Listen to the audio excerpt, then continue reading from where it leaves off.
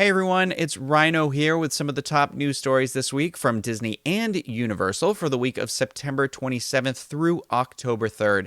It has been a rough week this week to be a Disney cast member. Josh D'Amaro, chairman of Disney Parks Experiences and Product, issued a statement earlier this week confirming layoffs affecting 28,000 cast members in the domestic theme parks.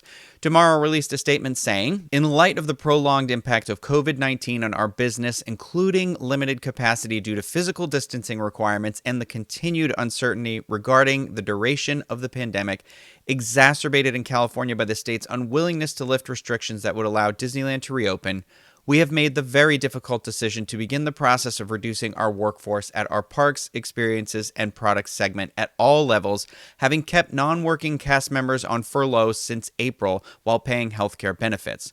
Approximately 28,000 domestic employees will be affected, of which about 67% are part-time.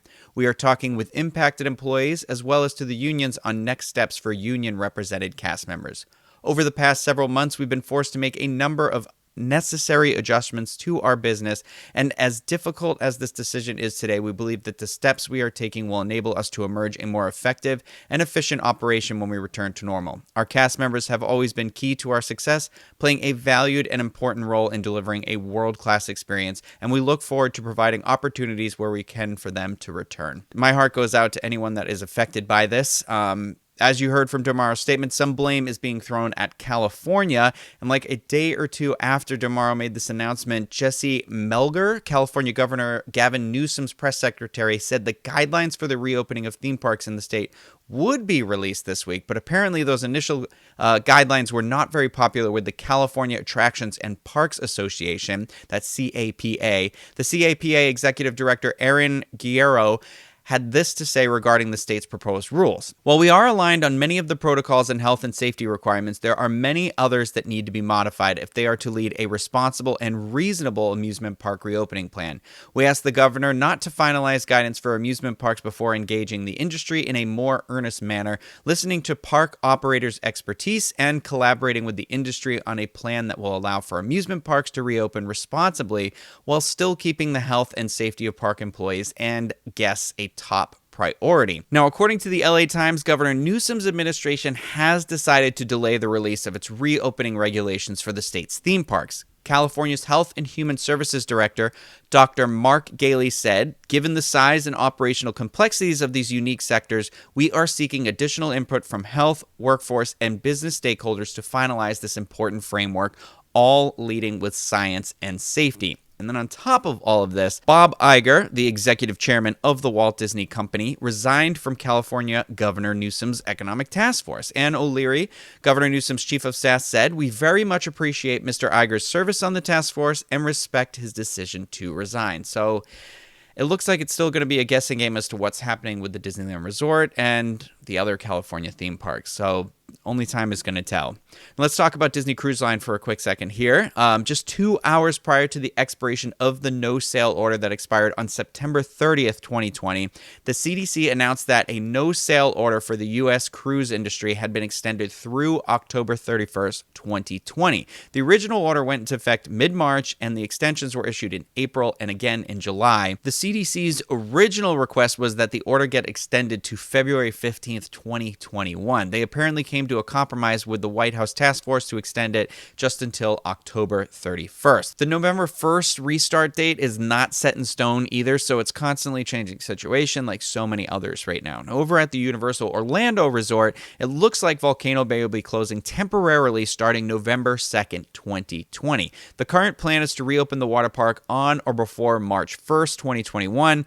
During the closure, Universal will conduct annual maintenance on several attractions and areas of the park, which is normal for water parks to do during winter months for maintenance purposes. Volcano Bay was already operating 5 days a week currently, with closures on Tuesdays and Thursdays.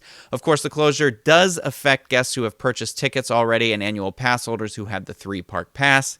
Guests who have purchased a 3-park ticket, including Volcano Bay, can modify their tickets to a 2-park ticket by calling 877 801-9720. For guests who have a 3-park multi-day vacation package, you can also modify your package by calling that same number, and you'll receive a Universal Orlando gift card for the retail price of the ticket plus an extra 20%, or it can be canceled for a full refund. 3-park annual pass holders that are valid beginning November 2nd will receive 2 additional months to compensate for Volcano Bay's seasonal closure. Pass holders can also modify their pass to a 2-park pass and be reimbursed for Volcano Bay portion in relation to the remaining length of that pass. Universal is also currently offering a pretty good ticket deal right now. U.S. residents can purchase a 2-day, 2-park ticket, and they'll receive 3 extra days for free. So you can get a 5-day, 2-park pass for the price of a 2-day, 2-park pass ticket. You have until January 6, 2021 to purchase the tickets, and it can be used now through August 31st, 2021. So if you're considering a visit to Universal at any time between now and the end of next summer, this might be something that you want to take advantage of, especially since that new Jurassic World Velocicoaster is set to open up next summer. Also, if you're a Florida resident, the buy a day, visit every day through December 24th free offer has been extended. So you now have until November 3rd, 2020 to purchase a 2-park 1-day ticket and get access to the parks every day through December 24th, 2020 at no extra cost. The offer is valid only online, so don't wait until you get to the gate to buy that ticket. Florida residents can also save up to $100 on select annual passes when purchased now through December 17th, 2020, which also isn't a bad deal.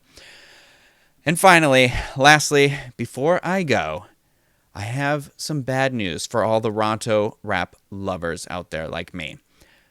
Brace yourself, because Ronto Roasters at Disney's Hollywood Studios, according to the Walt Disney World website, is going to see a change in hours of operation starting Sunday, October 4th. It looks like Ronto Roasters will now only be open from 9:30 a.m. until 3 p.m. If you're like me, you're no longer able to take several to gorge yourself on at a later time, or at least if you do, you better leave at like 3 o'clock to pop those in a refrigerator somewhere. But Docking Bay 7 food and cargo will continue to operate from 11 a.m. to 8 p.m. if you're worried about not getting some more space food before the end of your day. Pizza Rizzo will operate from 11 a.m. to 5 p.m. and Backlot Express will be open from 11 a.m. to 4 p.m. Just something for you to be aware of on your next trip to Disney's Hollywood Studios. Now, if you want to read more about any of the news stories that I spoke about today or check out any other news stories that have to do with Disney, Universal, you can head over to wdwinfo.com and check that out. It's also a great vacation planning resource. And the next time you are planning a Disney or Universal vacation, we do ask that you please consider booking with Dreams Unlimited Travel. They are experts, will help you plan the perfect vacation, and it actually costs you nothing extra when planning your vacation. So dreamsunlimitedtravel.com, you help support the show by booking with them. And if you like this video, please give it a thumbs up. Consider subscribing to the channel. That is going to do it for me today, though, and I hope you all have a great week.